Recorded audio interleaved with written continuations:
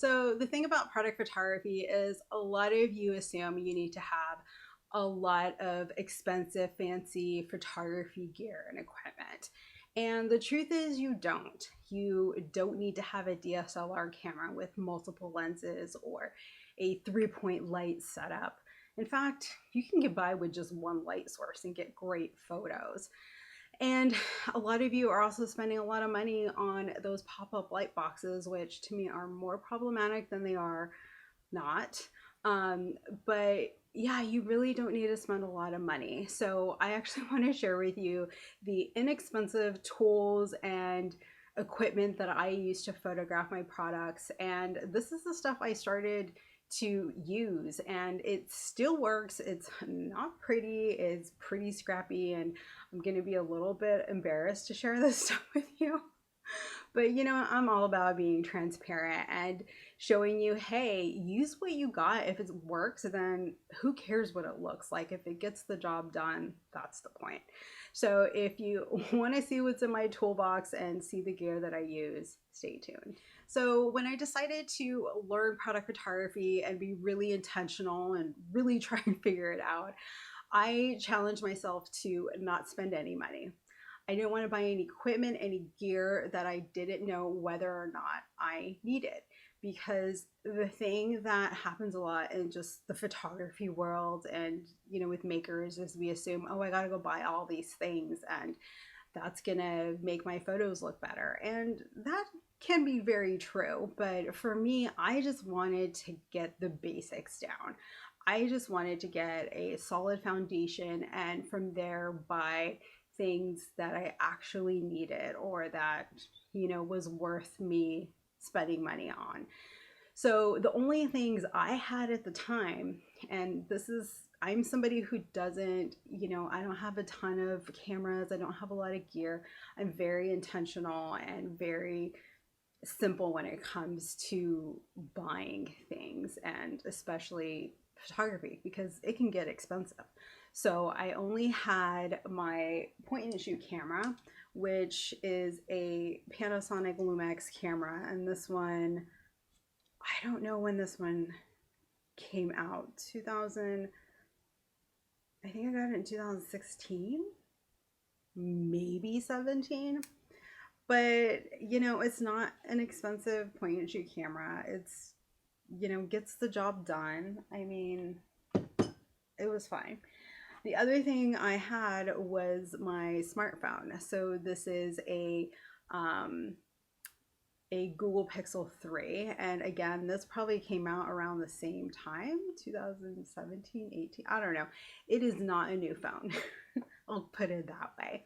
And then I had a tripod, which actually I can't show you because you're on the tripod. But this tripod I didn't even pay for because my aunt gave it to me, I think, when I was taking photography classes in college. And I've been out of school for a long time, so I'm not going to even do the math there. But this tripod is just very basic. I'll, you know, insert a photo of just what I think the model is. I don't know, but it's just very simple. Probably costs like 15, 20 bucks online. So yeah, so I basically just had my phone, my camera, and my tripod. And that's what I needed. So I started doing some research. I started watching videos and reading about product photography, and I quickly realized that lighting was going to be a major area I needed to work on if I wanted to get great photos. So let's get into what else I got. So when I started learning more about lighting, I was really realizing, okay, I need some other tools and some things to help me manipulate light. But I'm not going to go out and buy the stuff. I want to see right here, right now, if I can, you know, find a tool to help me achieve the results I want, right? Before I go buy something. So one of the first things I learned was I actually need to figure out how to diffuse light. I need to figure out how to soften my light so it looks better. So I went looking around my apartment and I was looking for material, and I realized there was something under the sink, under the kitchen sink. And that was a trash bag.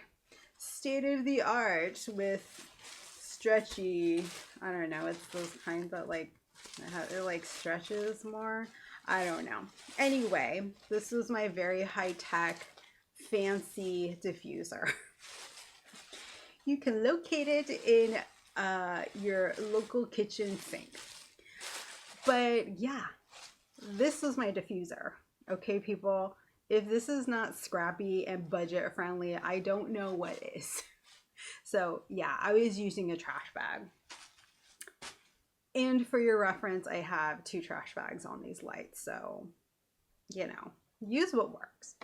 The next thing I was realizing is I was also going to need to diffuse and block, not diffuse light. I already took care of that. What I needed to do was block light, and sometimes I needed more light. So again, I had to like scramble around and dig in my hall closet, and I was looking at my photography stuff, and I realized I had some stuff that I could use. So I had some extra mat board from when I used to frame my photo prints, especially in college. So I wasn't using it anymore, and so I realized, let me tape these together. And then I needed to block light, so I had some black paper, and so then I taped it to the other side. You can see how beautiful this state is of this the black side. But yeah, it looks like a dog ate it or something. This is all I use. So all I needed was to block light, to bounce light, and diffuse light. And that was all. You know, I have my camera or my phone and the tripod. I do have some tape too, but honestly, that's all I use. So yeah, that's what's in my toolkit. It's not very pretty, not very glamorous, it's not very fancy, but everything I have gets the job done. And I just want to remind you that when I first started figuring out how to take pictures and everything, I had a very complicated setup. Granted, I didn't really get on the bandwagon of using the light boxes because I think they're trash, but that's my opinion. If you like them, by all means use it. But if you're watching this, you're probably thinking, okay, I need to figure out what I really need to take product photos. And this is the stuff I use. This is the stuff I still use that I started from day one when I started learning product photography. So you don't need to spend a lot of money on equipment. I mean, I'm using a phone and a camera that's 5, 6, maybe 7 years old. And I'm using a trash bag, people. Okay, I'm using a trash bag to diffuse light. I mean, come on, right? So it doesn't have to cost you anything if, you know, you have some stuff at home.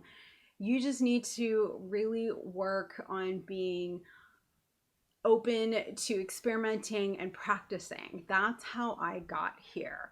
That's how I get the results I do. I really practice. I tried new things. I made adjustments. I made notes what worked and didn't work.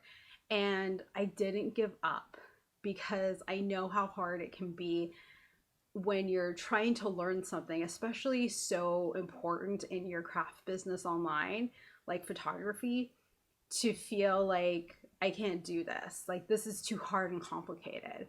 I'm here to tell you it doesn't have to be. It is not a super complicated, expensive thing you need to worry about. It is something that anybody can do, and I know you can totally do it. And I encourage you to watch some of the other videos, check out my website for more tips on how you can do this on your own, because I'm really passionate about helping you, you know, sell your crafts online, generate income, and just have the life that you want, you know, whether it's financial security, you know, being able to work from home whenever you want, being able to spend more time with family, whatever your goals are for selling your crafts online, I really want to help you achieve that through helping your work look amazing to customers through product photography. So that is my video for you. That is what I use. Those are the tools, the equipment, the gear, whatever I use to photograph my products. So the cat's out of the bag. You can see how scrappy I am. But yeah, let me know what your thoughts are. What tools or equipment do you use to photograph your work? Did this video even give you some ideas, or maybe you realized, oh, it's actually a lot more simple? So comment below and let me know, and I'll see you guys soon. Bye.